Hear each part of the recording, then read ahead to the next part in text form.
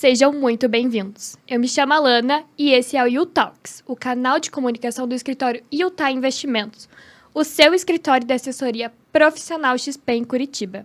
E hoje estamos com a presença dos sócios e assessores da Utah. Seja muito bem-vindo, Thales Prestes. Obrigado, Alana. Bom dia. Estamos também com Eduardo Valões. Seja muito bem-vindo, Eduardo. Bom dia, Alana. É um prazer estar aqui. E por fim, estamos com Bruno Krieger. Seja muito bem-vindo, Bruno. Tudo bem, Alana? Obrigado. E hoje vamos falar um pouquinho sobre as perspectivas e desafios para os investimentos em 2024. Como que o investidor ele deve se preparar para um cenário de queda de juros? Bom, no dia 20 de março, o Copom reduziu a taxa Selic em mais 0,5%. Hoje ela está em 10,75%, com projeção de 9% até o final desse ano, segundo o relatório Focus. E nesse cenário, vocês entendem que faz sentido o investidor dar uma atenção especial para a renda variável? Legal, Lana. Excelente pergunta. Como você bem contextualizou, o Banco Central vem diminuindo a taxa de juros, né? Ou seja, aquele investidor que estava acostumado a 1% ao mês, né? Aquele investidor que estava acostumado com títulos públicos, com títulos bancários pagando altas taxas, agora está vendo essas taxas diminuírem. Esse é um movimento econômico bastante natural, né? Vindo principalmente ali do pós-Covid, aquele estresse de mercado. E é normal que os investidores agora busquem aquela rentabilidade do passado, que era garantido com títulos de renda fixa. Então, sim, essa migração é um movimento normal, principalmente para os clientes um pouco mais arrojados, ou seja, aquele cliente mais agressivo ou cliente moderado, principalmente moderado, que fez essa migração ali no momento do Covid, aí no pós-Covid, e agora este cliente está buscando renda variável, investimentos como fundos de ações, ações propriamente ditas, fundos imobiliários, até mesmo ETFs, né? É interessante a gente contextualizar realmente o que aconteceu ali atrás no Covid, né? Os governos, eles tiveram que baixar a taxa de juros para estimular a economia, porque o mundo parou, né? Então, a nossa taxa Selic ali atrás, ela chegou a pegar 2%. Perfeito. Né?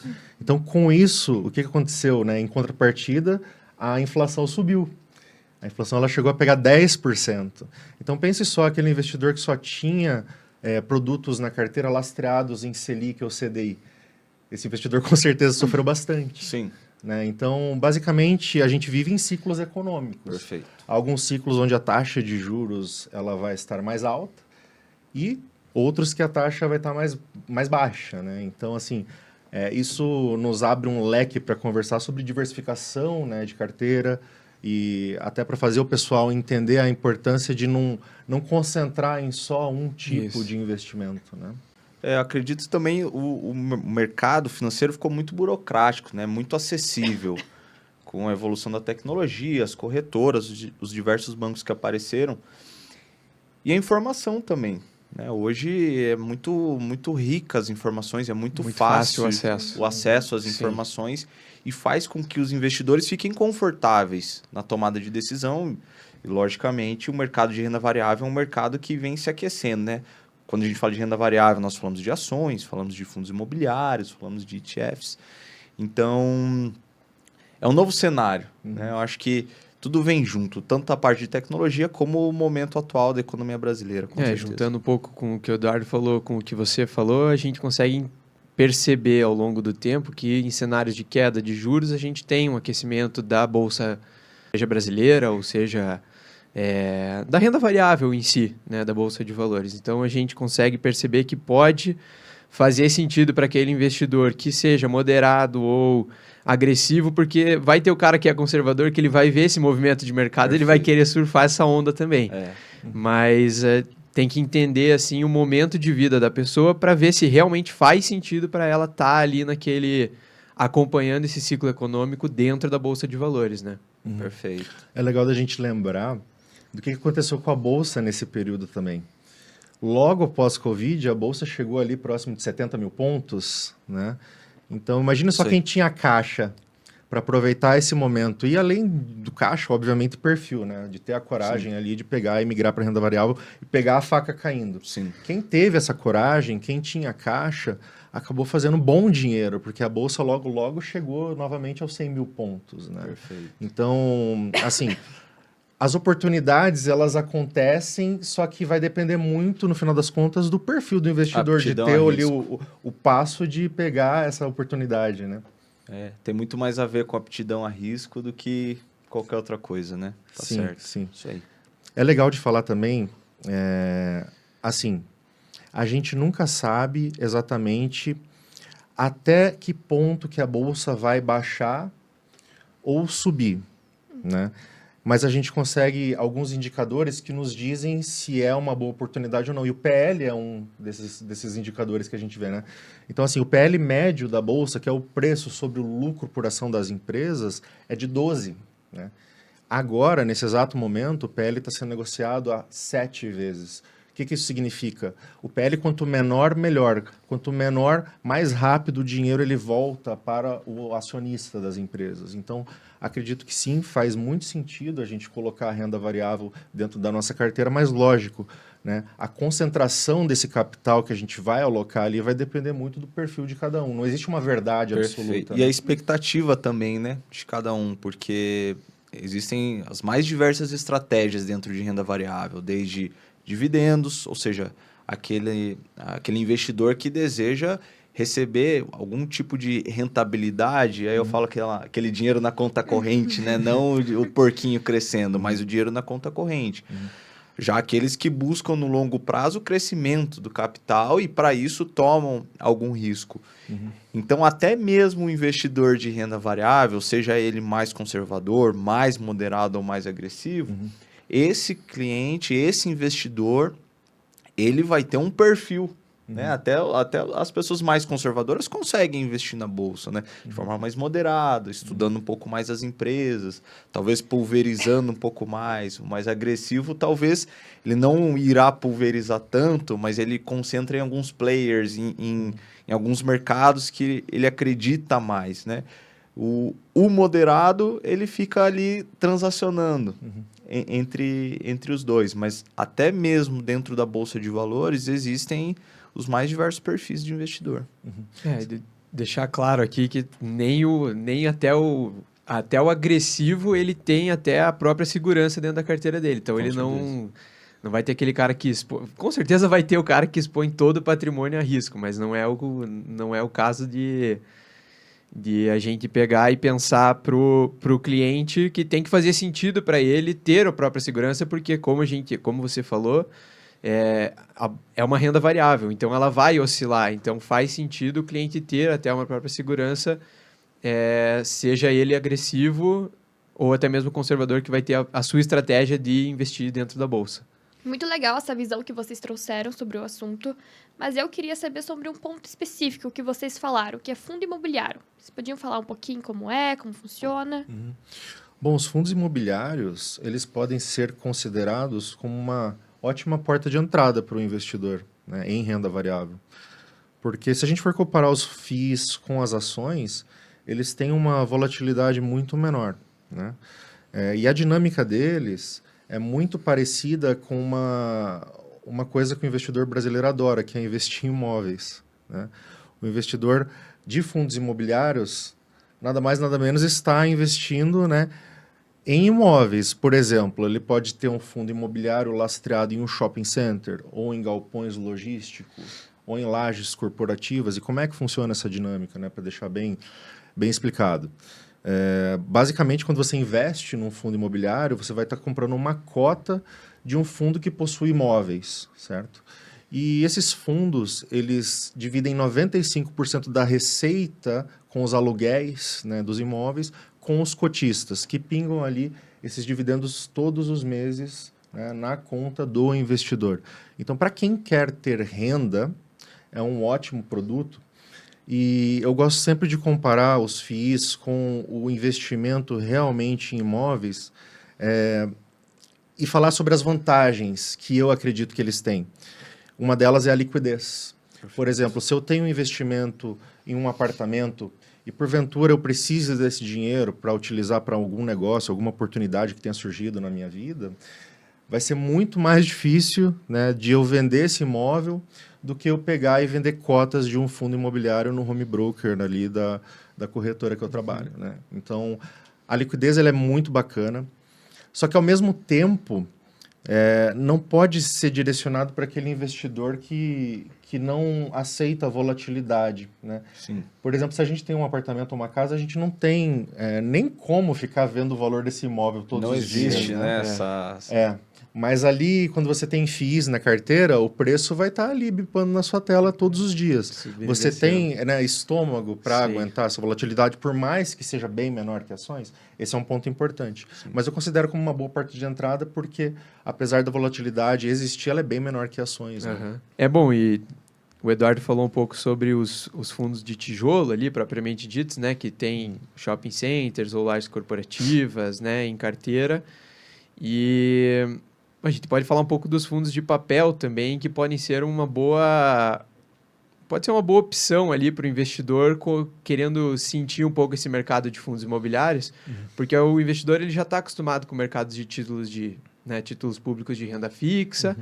E os fundos de papel, propriamente ditos, eles compõem títulos de dívida dentro deles, né? Perfeito. E que são os CRIs, na maioria das vezes. E podem ser uma boa opção para esse investidor, porque você vai ter ali uma opção de renda variável, mas que vai ter ali o seu lastro em IPCA, né, em CDI, porque esses CRIs vão conter daí esses lastros dentro da carteira do fundo. Uma composição de renda fixa, né? Exato. Isso é bastante interessante, é legal também a facilidade, né? Então, o Eduardo estava comparando aqui com imóvel. Você vai comprar um imóvel, você precisa juntar lá 300, 500 mil reais, enfim. Tem fundo imobiliário de 10 reais. Sim. Né? Você compra ali o ativo, você já começa a receber os aluguéis. Então, e isso, como o Eduardo muito bem colocou aqui, tem muito do brasileiro a questão vou investir em imóveis, não que não seja algo legal, interessante, cultural, né?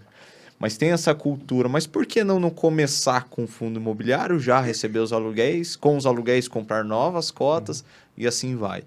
Então essa facilidade também é algo bonito e fácil, né? Com o celular ali, qualquer pessoa entra, com a ajuda do seu assessor, enfim, entra ali e compra cotas e já participa desse movimento. A questão da liquidez também é algo que brilha os olhos, porque você tem acesso a um ativo imobiliário e você aperta um botão e em 2 dias está na sua conta o dinheiro, caso você não queira. Já um imóvel, você incorre no risco de mercado, né? De precisar vender o ativo e talvez não conseguir vender pelo preço que de fato ele vale, né? E vem especulação imobiliária, enfim, que daí já é outro assunto. É interessante a gente mencionar também, né, Thales, sobre o imposto de renda. Sim. Quando a gente investe em um apartamento ou uma casa para obter renda passiva, desses rendimentos, lá na frente, né, a gente vai ter que declarar o imposto de renda sobre esse capital que a gente recebeu.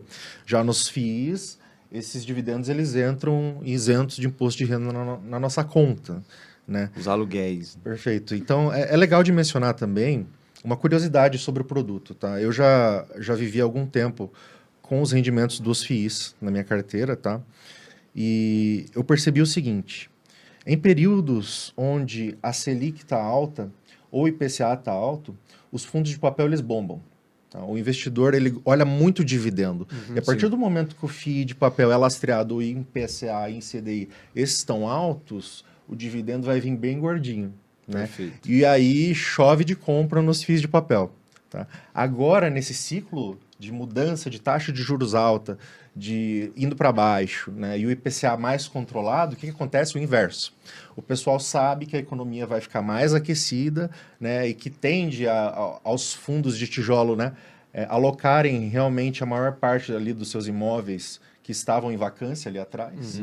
Agora a galera começa a migrar dos FIIs de papel para os FIIs de tijolo. Né? Então, às vezes, o mercado ele é contraintuitivo. O ideal seria o quê? A gente comprar ali atrás os FIIs de tijolo que estavam baratos. Perfeito. Por quê? Porque tinha muita vacância, estava vindo pouco aluguel, aí eles ficam descontados.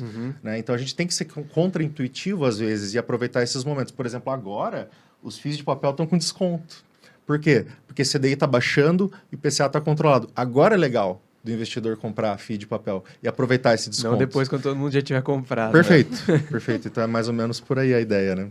E ainda puxando um gancho nessa questão de porta de entrada para renda variável e os ETFs. Vocês acham que há uma porta de entrada também? Perfeito. Para aquele investidor que quer se expor em renda variável, é uma das principais portas de entrada, porque o que acontece? No ETF você aplica, ou seja, o título ele é atrelado a algum índice. Exemplo, você compra um ETF dentro da Bolsa de Valores que vai replicar o índice do Ibovespa. Significa que você está exposto ao Ibovespa. Então, por que uma porta de entrada? Porque essa pessoa não precisa ir lá e montar uma carteira, selecionar 10, 15, 20 ativos. Ela compra um ativo que tem uma cesta de produtos pronta, que simplesmente irá replicar a um índice. Então, o meu exemplo aqui foi de bolsa, mas existem ETFs atrelados à Bolsa Americana, ETFs atrelados a juros, ETFs atrelados a criptoativos. Então, de fato, para aquele investidor mais conservador, mais moderado, que quer acessar esses ativos de maior risco, o ETF, de fato, é uma boa porta de entrada. Falando um pouquinho do BOVA11 que você falou, Thales, basicamente o BOVA11 ele vai refletir ali as proporções dentro do Ibovespa, né? Perdão, as proporções das ações que estão ali dentro do Ibovespa. Isso. Né? Então, por exemplo, você comprando um BOVA11, você vai estar comprando Vale, você vai estar comprando Petrobras, você vai estar comprando Itaú, você vai estar comprando CEMIG, enfim, cada um desses ativos tem ali um percentual dentro do Ibovespa e ao comprar uma cota do BOVA11, você basicamente vai estar comprando ali todas essas empresas, né, de forma mais conveniente, podemos dizer assim, né, porque você não vai precisar realmente fazer um stock picking, analisar as empresas. Isso. Você quer estar exposto ao Ibovespa, mas ao mesmo tempo você está querendo, vamos dizer assim, não ter o trabalho, né, de investir diretamente no produto que é lastreado, né, nesse setor. É mais fácil para o investidor. Né? O investidor consegue acessar esses índices, consegue acessar esses ativos de uma forma mais fácil. Claro, ele abre mão daí, né, de dividendos, tem uma questão tributária diferente, porém a facilidade é muito grande. Ele pode comprar de forma fracionada também, né? Não precisa comprar um lote de 100, como por exemplo uma ação.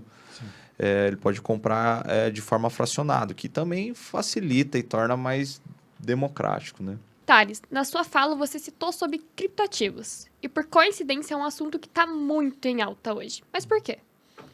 Olha, esse ano agora, em abril mais especificamente, a gente vai ter o halving do Bitcoin. Né? O que é o halving do Bitcoin no final das contas? Basicamente é a divisão pela metade da emissão de Bitcoins. Tá? Os Bitcoins, ao contrário do nosso dinheiro tradicional, onde geralmente os governos gastam mais do que arrecadam e precisam ali imprimir mais dinheiro para salvar a economia, o Bitcoin ele é limitado. Né? Ele vai ter uma impressão limitada, impressão não seria a palavra certa, né? Emissão limitada de 21 milhões de Bitcoins. Tá? Hoje a gente tem no mercado aí aproximadamente, aqui eu vou citar um número bem aproximado mesmo, porque eu não sei exato, mas a gente tem aproximadamente 19,5 milhões de Bitcoins, tá? Já dispostos aí a serem negociados no mercado. E a cada 4 anos ocorre, né, o halving, onde a gente divide pela metade a emissão de Bitcoins. Né? E isso basicamente causa uma diminuição de oferta, né? Porque cada vez vão ter menos Bitcoins à disposição no mercado, e ao mesmo tempo a oferta ela acaba sendo aumentada por alguns catalisadores. Tá? Um deles, diminuição de juros a nível mundial. Tá? Aqui no Brasil a gente já começou a diminuir os juros, nossa inflação já está, né, mais controlada, mas ainda há países em que isso ainda não começou. Os Estados Unidos é um grande exemplo, né, disso. Sim. Inclusive, um dos grandes temas do mercado que a gente pode falar um pouquinho depois inclusive Estados Unidos. Né? Então, todo mundo está ligado hoje no que o Fed está fazendo e quando ele vai começar a diminuir a taxa de juros. E a partir do momento que ele começar a diminuir a taxa de juros, vai migrar muito capital que está em renda fixa para a renda variável e criptomoedas se insere nisso. Tá? Esse é um catalisador. O outro catalisador, ETFs aprovados nos Estados Unidos. Tá? Já foram aprovados, se eu não me engano, 11 ETFs de Bitcoin nos Estados Unidos. E nesse momento, os gerentes dos bancos lá estão oferecendo, né, esse produto para os investidores. Então, se tornou mais fácil o acesso a investimento de criptoativos. Tá? Antigamente, não tanto tempo assim atrás, né? Mas enfim, o investidor ele tinha que ter um conhecimento de fazer uma conta em uma corretora de criptomoedas, de fazer a autocustódia numa carteira física, enfim, é todo um trabalho. Hoje ele já consegue ter o acesso ao criptoativo dentro dos ETFs lá nos Estados Unidos. Então, esse é um catalisador interessante também que faz o preço dos criptoativos estarem, né, bombando do jeito que estão. E, enfim, historicamente, quando o halving acontece, o preço do Bitcoin ele sobe bastante. Né? Então, a gente vai ter esse evento agora no mês de abril. Por isso o Bitcoin está tão em alta, provavelmente por conta do evento, né? Uhum. Mas o Eduardo é um grande entusiasta aqui das criptomoedas. E, enfim, para a gente fazer um bate-bola aqui, primeira coisa, como você vê agora as criptomoedas como moeda de transação? Vamos imaginar o seguinte cenário. Aquele período ali de pandemia, todo mundo teve que se readequar à forma de consumir, né? Quem não comprava na internet teve que comprar. Quem não estava acostumado a cadastrar ali o cartãozinho de crédito teve que cadastrar. E a forma como as pessoas passaram a consumir mudou. Este é um ponto e este é um fato. A minha pergunta é no seguinte sentido. Se as criptomoedas começarem a ser mais transacionáveis, que eu quero dizer, eu posso pedir lá no meu app de delivery uma pizza e pagar com criptomoeda.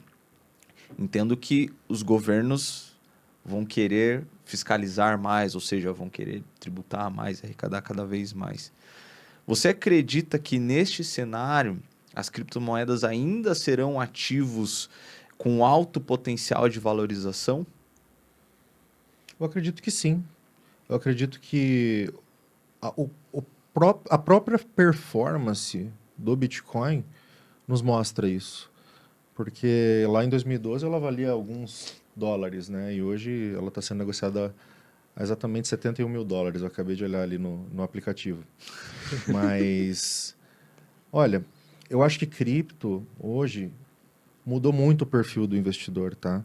Olha, lá em 2008, quando o Bitcoin foi criado, o fundamento, né, inicial ali, que faz parte da cultura do mercado de cripto, é justamente, né, você ter uma reserva de valor à parte do dinheiro que é controlado pelos governos, certo?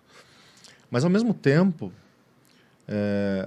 a partir do momento que os governos eles começam a controlar, né, os ativos, eu vejo isso até com bons olhos. Por quê? Porque pessoas que tinham receio de entrar nesse mercado antes, por justamente ele não ser um ativo negociado num ambiente muito regulado, né, eles começam a entrar. Tá? E, bom, hoje a BlackRock, que é o maior fundo de gestão de ativos do mundo, fez um ETF lastreado em Bitcoin.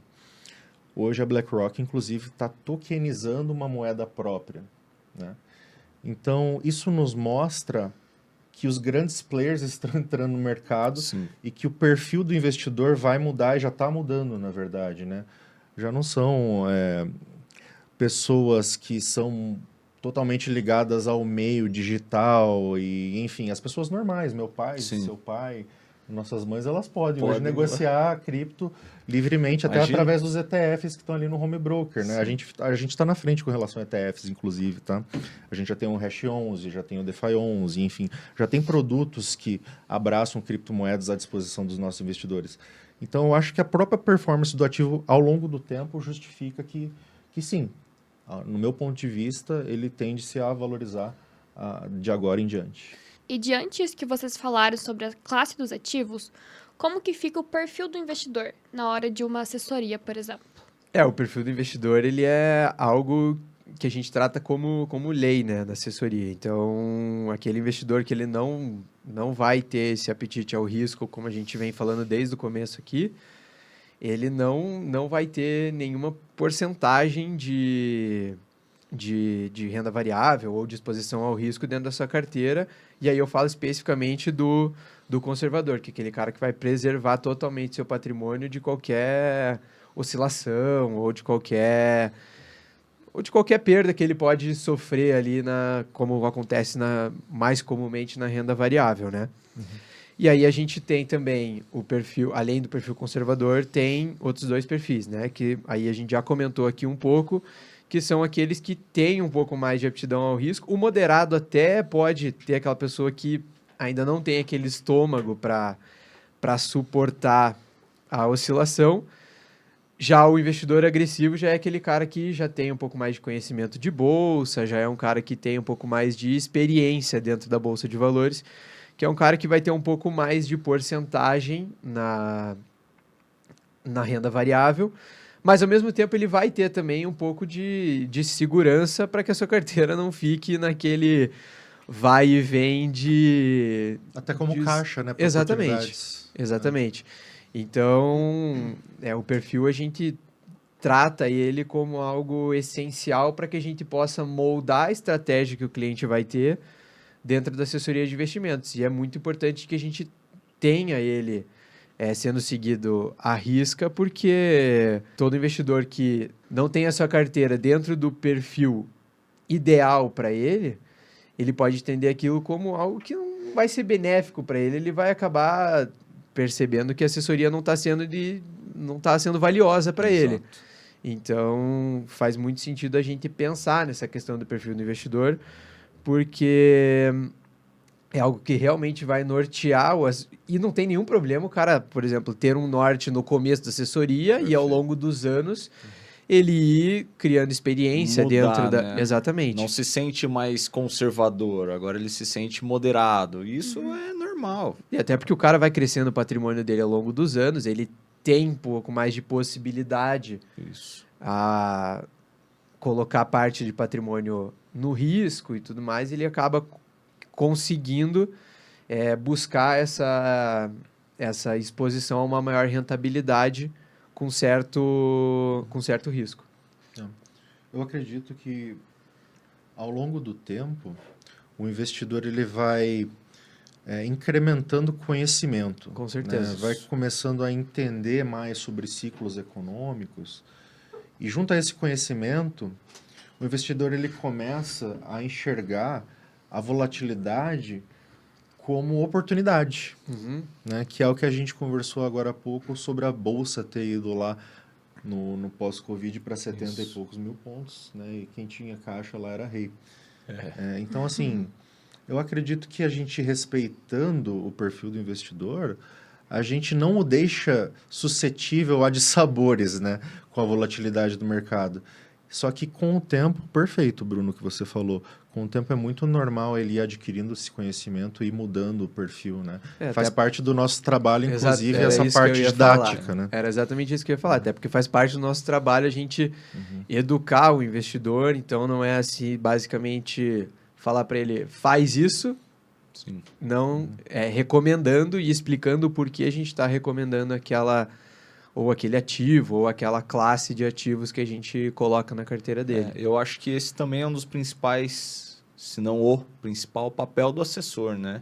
De apresentar ao investidor as opções. Olha, e essa opção? Porque o investidor vai ter dúvida. Com certeza. Ele vai querer saber, ele vai querer a fundo. Então, o papel do assessor é entender exatamente como funciona o produto, como funciona aquele investimento, aquele ativo e explicar. A partir do momento que esse investidor se sente confortável com essa aplicação, com essa explicação, desculpa, ele toma a decisão, né, de querer migrar, de não ser mais conservador, e agora me sinto moderado ou me sinto arrojado. E aí é muito o que o Bruno falou, ele fica mais seguro de fazer essa transição, porque é muito diferente o investidor ir lá, pesquisar um conteúdo na internet e querer replicar aquilo. Não que ele não possa, né? Cada um faz o que quer. Mas eu digo, é muito diferente de um cliente assessorado, que ele não só pesquisou, e a pesquisa é válida, mas também ele tirou todas as suas dúvidas com seu assessor. Com seu assessor e foi lá e fez aquilo de forma confortável, sabendo todos os riscos e todos os benefícios também. Né? De forma estratégica, né? De forma estratégica. Para vocês, por exemplo, não faz muito sentido o investidor ter uma alocação, né, à inflação em produtos lastreados em IPCA? a partir do momento que a gente sabe que a taxa Selic baixando vai ter um estímulo à economia, que consequentemente vai ter um estímulo ao consumo, e um consumo em demasia causa inflação, Com certeza. né? Então, dentro da renda fixa, por mais que ali o investidor ele seja conservador, existem estratégias para dar aquele up na rentabilidade, né? Com certeza. certeza. Inclusive os pré-fixados, né? Ainda tem um finalzinho de festa ali dos pré-fixados, mas basicamente, quando se tinha uma Selic muito alta, ali 13,75, por que não travar os investimentos pagando ali 14, 15, 16% ao ano? Principalmente para o cliente que tem mais prazo, né? Para o patrimônio. Perfeito. Por que não travar? Então, assim, ainda mais quando começou a se desenhar um cenário de queda na taxa de juros. Então, veja bem, eu tenho algo que me paga 16 ao ano, frente a uma taxa de juros que está caindo Queda. cada vez mais, com uma projeção, como a Alana bem disse, de 9. E eu vou ter ali meus investimentos pagando 16. Então, para o investidor, talvez seja difícil ele entender essa questão dos ciclos econômicos. Aqui, mais uma vez, se faz presente o assessor para explicar. Então, você ter, dentro de uma vertente ali de renda fixa, inflação, pré-fixados, pós-fixados, e dividir isso junto com o profissional para tomar a melhor decisão, isso é muito sábio, é muito importante. Isso vale para o agressivo, isso vale para o moderado, isso vale para o conservador também. Entender exatamente esses ciclos para melhor tomada de decisão. E os fundos de investimento, eles são de grande aceitação. Quais as considerações sobre esse produto? De fato, os fundos de investimento são de grande e fácil aceitação por parte do investidor, devido à facilidade, né? Então, assim, a principal consideração seria esse cliente seguir a Asset Allocation. O que é Asset Allocation? Significa que a instituição na qual ele tem seus ativos dividiu esses fundos de uma forma que atenda ao perfil, que é aquilo que nós falamos agora há pouco. A segunda consideração importante seria esse investidor estudar a asset, ou seja, quem está por trás desse fundo, para entender se essa asset segue princípios ou se segue temáticas financeiras que o investidor também segue, né? Exemplo aqui, se você acredita fortemente que vai ter algo que atrelado à inflação que vai afetar o mecanismo econômico do país. Então, você não vai investir em um fundo de investimento que vai contra isso. Sim. Então, esse é um ponto importante. E muito se questiona, as pessoas se questionam muito, Thales, mas tal fundo cobra tanto de taxa de administração, cobra tanto de taxa de performance. Vale lembrar que taxa de administração e taxa de performance não aparece no resultado do fundo, né? Já está descontado do resultado do fundo. Só não está descontado a questão de imposto, porque não se sabe quando quanto tempo vai ficar, né? É uma tabela regressiva. E o investidor se pergunta por que pagar a taxa de administração ou taxa de performance do fundo. E se esquece que por trás disso tem toda uma equipe, tem toda uma gestão que entrega aquele resultado, não necessariamente só financeiro, mas entrega a expectativa do investidor dentro daquele fundo, né? Daquele serviço. Basicamente, quando a gente está alocando em um fundo de investimentos, a gente está terceirizando a gestão dos ativos para uma equipe que só faz isso da vida.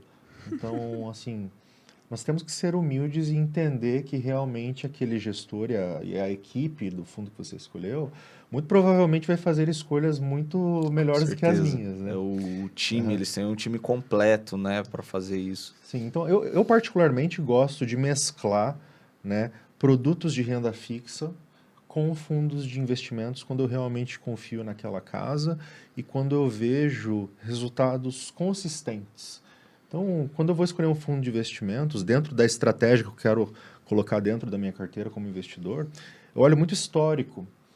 Por exemplo, eu não quero pegar um fundo que em 2020 fez 50% ao ano, mas em 2021 fez 10% ao ano. Eu quero algo mais consistente, né? Então, é algo que eu olho muito e acho muito interessante que o investidor faça, né? Tem esse olhar crítico. Esse olhar crítico.